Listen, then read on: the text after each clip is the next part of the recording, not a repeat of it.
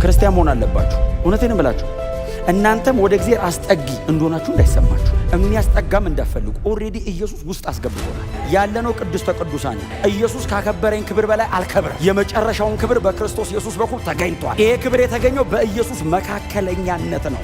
እኔና አብ መሃል ያለው ኢየሱስ ነው። እኔ በእውነት ነው የምላችሁ በህይወት ምንድነው በጣም ኢንጆይ የምታደርገው ካላችሁ ኢየሱስን መከተል፣ ከጌታ ጋር መሆን። እኔ እንትን ስለመፈጸምና ስላለመፈጸም ሁሉ አላስብም። ከጌታ ጋር መኖር ነው ማስብ። ከኢየሱስ ጋር መኖር አይናፍቃችሁ እንዴ? ስታደርገው ኖ ትላለህ። አሁን አላደርገውም ብቻ አይደለም የምትለው፣ አላደርገውም ብቻ አይደለም እኮ የምትለው፣ እማታደርግበት አቅምም አለ ውስጥ። አንዱ አቅም ጸጋ ነው፣ ሌላኛው ደግሞ እሱን ራሱን መውደድ፣ ፐርሰኑን መውደድ። አንድ ላይ ነው የምንገባው። እኔ ላስጠጋ የሚል የለም፣ እኩል ነው። አገልግሎታችን ይለያያል እንጂ በእግዚአብሔር መንግሥት ላይ ከክርስቶስ ኢየሱስ ውጪ ሁሉም ሰው አንድ አይነት ነው፣ ተመሳሳይ ነው። ቅድስተ ቅዱሳን ውስጥ ወንበር የለም። ሊቀ ካህን ተቀምጦ አያውቅም። በብሉይ ኪዳን ሊቀመጡ አይችሉም። አገልግሎቱን ስለማይጨርሱት ሊቀመጡ አይችሉም። ጌታ ኢየሱስ ክርስቶስ ግን አገልግሎቱን ስለጨረሰ ሳክሪፊሻል የሆነውን በጣም በመስዋዕትነት የተሞላውን የማዳን የመቤዠትና በእኛና በእግዚአብሔር መካከል መግባትን ጌታ ኢየሱስ ክርስቶስ ስለጨረሰ ጨርሶ በእግዚአብሔር ዙፋን ቀኝ ተቀምጧል። ይህንን ደግሞ ያደረገው አብ ነው። በዚያ በቅድስተ ቅዱሳን ውስጥ ሁልጊዜ መስዋዕት የሚቀበለው እሱ ነው። ስለዚህ ኢየሱስ ክርስቶስ ፉልፊል ስላረገ አብም ሳቲስፋይድ ስለሆነ ኢየሱስ ስለጨረሰ ብቻ ሳይሆን አብም ስለረካ አብም በቃ አልቋል ስላለ ጌታችን ኢየሱስ ክርስቶስን በቀኙ በግርማው ቀኝ እግዚአብሔር አብ አክብሮታል። ኢየሱስ ተቀምጧል ማለት ከብሯል ማለት ነው። ኢየሱስ ተቀምጧል ማለት ሥራው አልቋል ማለት ነው። ስለዚህ ከዚህ በኋላ እኛን ለማዳን የሚሰራ የመስቀል ሥራ የለም። ጌታ ኢየሱስ ክርስቶስ ሥራውን ጨርሶ በእግዚአብሔር ዙፋን ቀኝ ተቀምጧል።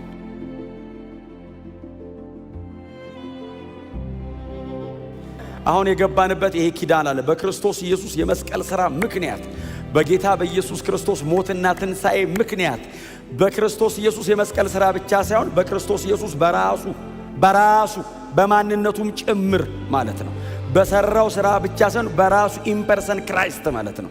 ከእርሱም የተነሳ የገባንበት ኪዳን አለ። ይሄ ኪዳን አዲሱ ኪዳን ተብሎ ተጠርቷል። አዲሱ ኪዳን የተሻለ አይደለም፣ ሌላ ኪዳን ነው። አዲሱ ኪዳን የመጀመሪያውን አርሞ አይደለም፣ እግዚአብሔር ሪቫይዝ አድርጎ አይደለም፣ ኒው ነው። ክብር ለኢየሱስ ይሁን። ቶታሊ የመጀመሪያውን ኪዳን ከመንገድ አስወጥቶት ነው እግዚአብሔር።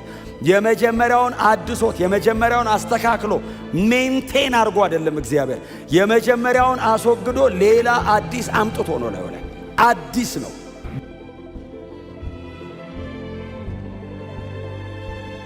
በሲና ላይ የተደረገውን ሪቫይዝ አድርጎ አይደለም እግዚአብሔር።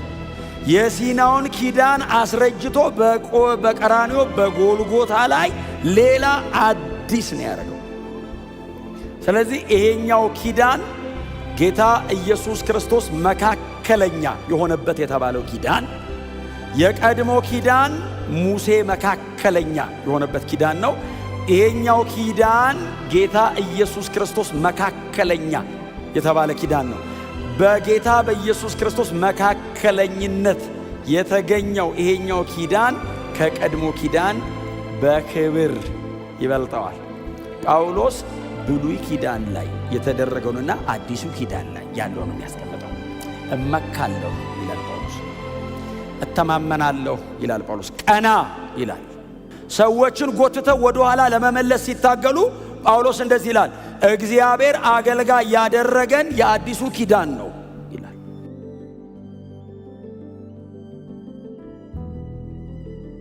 ኖ ጳውሎስ የቀደመው ኪዳንስ ይሉታል። የብሉይ ኪዳንስ ሲሉት ቆይ የአዲሱን ኪዳን አገልግሎትና አገልጋዮች ልንገራቸዋ። የዚህ ኪዳን አገልጋዮች እንድንሆን እግዚአብሔር ነው ብቃት የሰጠን። ብቋን ያደረገን እግዚአብሔር ነው፣ ከኛ አይደለም። ብሉይ ኪዳን አንተ ማድረግ አለብህ ነው። አዲስ ኪዳን እኔ አደርገዋለሁ ነው የሚለው። ለዚህ ኪዳን ማንም የሚበቃ የለም። እግዚአብሔር ብቻውን ብቋን አረገን። አወር ሰፊሸንሲ ብቃታችን፣ ጉልበታችን፣ አቅማችን እግዚአብሔር ነው። የአዲስ ኪዳን አገልጋይ ለመሆን የሚበቃ እዚህ ቤት አንድም የለም። በእግዚአብሔር ፊት በወንጌል አማካኝነት ከተጨመርነው ከኛ ውጪ ማንም በብቃቱ በጉልበቱ በኃይሉ ማንም የአዲስ ኪዳን አገልጋይ ሊሆን አይበቃም።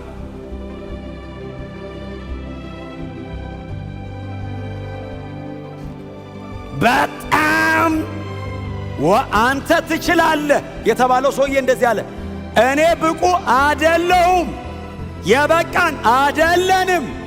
እግዚአብሔር ብቃታችን ሆኖ የአዲሱ ኪዳን አገልጋዮች አደረገን። ብሉይ ኪዳንስ ሰዎቹን የጠየቀው ኑ አላቸው።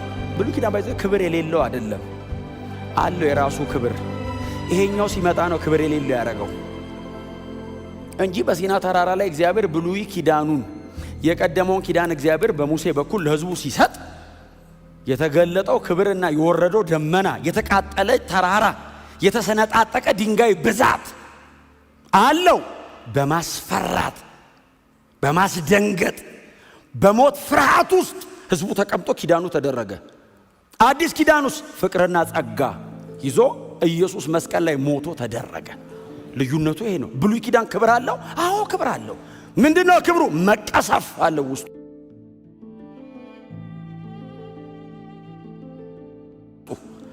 ተራራውን ተጠግተው የሆኑ ሰዎች እኮ ነኩ። በአንድ ቀን 3000 ሰው እንደሞተ ታውቃለህ? ብሉይ ኪዳን በአንድ ቀን 3000 ረገፈ። አዲስ ኪዳን በአንድ ቀን 3000 ሰው ዳነ። አትችልም አንተ። አንተ ኢፍ ዩ ሲል ሁሉም እንሞክራለን ሲሉ ረገፉ። አዲስ ኪዳን መጣ፣ እኔ ላርገው አለ እግዚአብሔር። እሺ አለን፣ በሙሉ ዳንን። የለንበትም።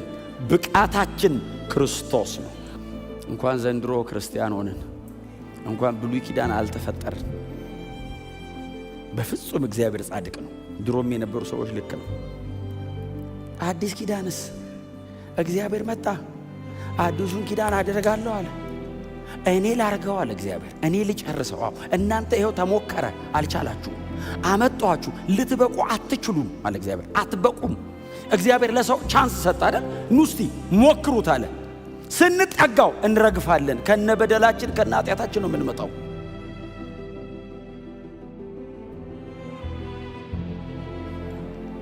ልባችን በብዙ ቂምና በጣም በብዙ አይነት በደል ተሞልቶ ነው የምንመጣው። እግዚአብሔር ጽድቅ ፊት መቆም አንችልም። እየሞትን ተቸገረ። እኔ ላርግ ኪዳን አለ እግዚአብሔር። እንዴት? ለብቻዬ ላርግ። የት? ቀራንዮ ጎልጎታ የራስ ቅል ላይ ላርግ ብቻዬን። አይ ዊል እኔ ልፈጽመው አለ። ስለዚህ እግዚአብሔር መጣና እንደዚህ አለ፣ አዲስ ኪዳን አደርጋለሁ አለ። አዲስ ኪዳን አርግልን ብለህ ነው አይደለም ያረጋው፣ እኔ አረጋለሁ። ኢኒሺዬሽኑን የወሰደው እግዚአብሔር ነው። ለምን ነው አይደለም ያረጋው፣ ራሱ ነው። አዲስ ኪዳን እኔ አደርጋለሁ። ኤርምያስ 30:31 እግዚአብሔር መጣና ትንቢት ተናገረ። የቀደመው ኪዳን ውስጥ ቆመው እግዚአብሔር ስለሌላ ኪዳን ትንቢት ተናገረ። አዲስ ኪዳን አደርጋለሁ ይላል የሰራዊት ጌታ እግዚአብሔር አለ ኤርምያስ። ኤርምያስ ይህንን የተናገረው ንጉሡ ሕዝቅያስ ቤተ መቅደስ አጽድቶ የሕጉን መጽሐፍ አንስቶ ኪዳን ሲያድስ ኤርምያስ መጣና እንደዚህ አለው፣ አንተ ኪዳን እያደስክ ነው። አዎ እግዚአብሔር እንደዚህ ይላል፣ አዲስ ኪዳን አደርጋለሁ።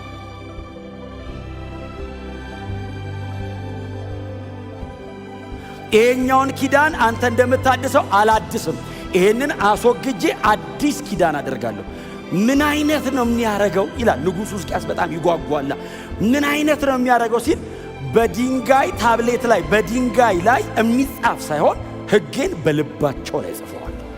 የድንጋይ ልብ አወጣና የሥጋ ልብ እሰጣቸዋለሁ። አንድ ሰው ለሌላ ሰው እግዚአብሔርን እወቅ እስከማይለው ለሁሉ እገለጣለሁ። እማደርገው ኪዳን በልባቸው ላይ ሕጌን እጽፈዋለሁ።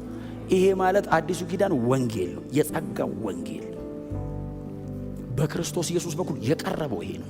የጸጋው ወንጌል ነው። እኔ ሰርቼ ጨርሻለሁ ነው ማለት ኢየሱስ መካከለኛ የሆነበት ኪዳን፣ የተሻለ ተስፋ፣ የተሻለ ኪዳን፣ እጅግ የበለጠ ደግሞ አገልግሎት።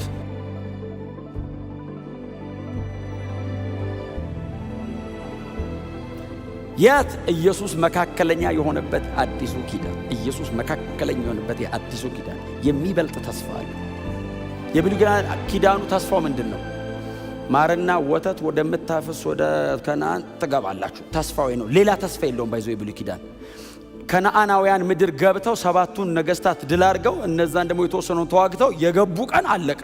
ባይዘው አዲሱ ኪዳን የተሻለ ተስፋ አለው፣ ይበልጣል በተስፋው። ቀጥሎ ከተሻለ ተስፋ ቀጥሎ ምንድን ነው? የተሻለ ኪዳን። ኪዳኑ ይበልጣል። የብሉይ ኪዳን እንደነገርኳችሁ ነው፣ እግዚአብሔርና ሰው እኩል የሚያደርጉት ነው። እግዚአብሔር የራሱን ድርሻ ያደርጋል፣ ሰው የራሱን ድርሻ ያደርጋል።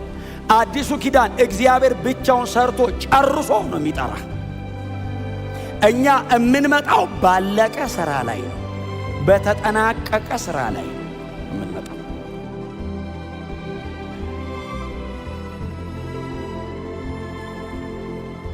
ሶስተኛው የተሻለ አገልግሎት። የብሉይ ኪዳን አገልግሎት የሚመለምለው አገልጋይ በሕጉ መሰረት ሌዋውያንን ብቻ ነው፣ አሮንን ብቻ ነው። የአሮን ፋሚሊን ነው የሚመለምለው ለአገልግሎት። የአዲሱ ኪዳን አገልግሎት በክርስቶስ ኢየሱስ ያመነ በሙሉ ካህን ነው። ኢየሱስ ክርስቶስ ነው ሊቀ ካህናችን። አማኝ በሙሉ ካህን ነው። ሁሉንም ሰው ኢንክሉሲቭ ነው። ሁሉንም ይጠቀልላል። አዲስ ኪዳን የሚበልጥ አገልግሎት፣ ሁሉን የሚያበቃ አገልግሎት፣ ሁሉን የሚያስጠጋ አገልግሎት። ኢየሱስ ብቻ ነው መካከለኛ። እዚህ ኪዳን ላይ ኢየሱስ ብቻ ነው ሊቀ ካህን። እዚህ ኪዳን ላይ በክርስቶስ ኢየሱስ የሆነ በሙሉ ደግሞ ባለሙሉ ስልጣን ካህን ነው። የተሻለ ካህን የለውም። አዲስ ኪዳን አንድ ሊቀ ካህን አለን፣ የተቀረኑ በሙሉ ካህናት ነን። በጣም ጠጋ ብሎ የእግዚአብሔርን ቀኝ እጅ የሚስም የለም።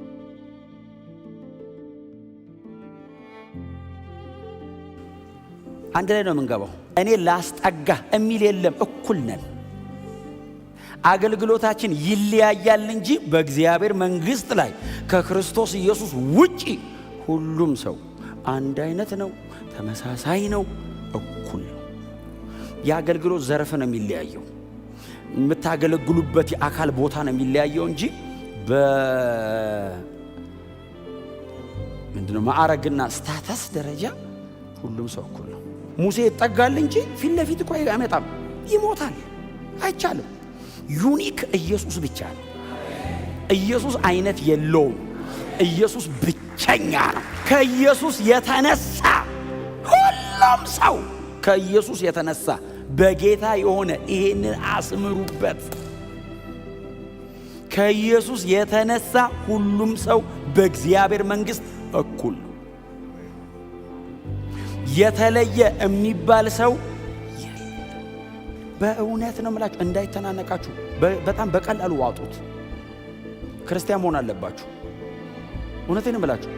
እናንተም ወደ እግዚአብሔር አስጠጊ እንደሆናችሁ እንዳይሰማችሁ፣ የሚያስጠጋም እንዳፈልጉ። ኦልሬዲ ኢየሱስ ውስጥ አስገብቶናል። ያለነው ቅድስተ ቅዱሳን ነው። ኢየሱስ ካከበረኝ ክብር በላይ አልከብርም። የመጨረሻውን ክብር በክርስቶስ ኢየሱስ በኩል ተገኝቷል። ይሄ ክብር የተገኘው በኢየሱስ መካከለኛነት ነው። እኔና አብ መሃል ያለው ኢየሱስ ነው። ኢየሱስ መካከለኛ ስለሆነ የተሻለ ተስፋ ተገኘ።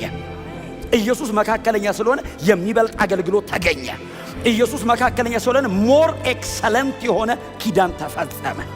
እግዚአብሔር አብ ኪዳን ሲያደርግ በልጁ ደም በኩል አይ ሪፒቲሽን የለውም። ከዚህ በኋላ በየጊዜው የሚገባ የበግና የእንስሳ መስዋዕት የለም፣ የሚፈስ ደም የለም። በክርስቶስ ደም በኩል የተሻለ ኪዳን ተደረገ። በአይነቱ ሌላ፣ በአይነቱ ልዩ ነው። ዩኒክ ኮይኒዮስ፣ ዩኒክ የሆነ ኔቸር ያለው ኪዳን እግዚአብሔር አዲስ ኪዳን እግዚአብሔር አደረገ። እኔ በእውነት ነው የምላችሁ፣ በህይወት ምንድነው በጣም ኢንጆይ የምታደርገው ካላችሁ ኢየሱስን መከተል፣ ከጌታ ጋር መሆን። እኔ አሁን እንትን ስለመፈጸምና ስላለመፈጸም ሁሉ አላስብም። ከጌታ ጋር መኖር ነው ማሰብ። ከኢየሱስ ጋር መኖር አይናፍቃችሁም? ጌታ ያረገው እሱ ነው፣ እንድንወደው አረገን። ከዛ እሱን አለማሳዘን ነው ያንተ ደስታ። አሁን አንተ ልታዝን ትችላለህ አንዳንድ ነገር ስትተው፣ እሱን ደስ ካለው እተውለታለሁ ትላለህ። ህጉን ልብ ላይ እኮ ጽፎት ነው፣ እዚህ ውስጥ ነው ያለው። አሁን እከሌ ከደጅ መጥቶ እንዲህ አታርግ እስኪል እኮ አትጠብቅም፣ ውስጥ ትዝ ይልሃል። ስታደርገው ኖ ትላለህ። አሁን አላደርገውም ብቻ አይደለም የምትለው፣ አላደርገውም ብቻ እኮ አይደለም እኮ የምትለው፣ እማታደርግበት አቅምም አለ ውስጥ።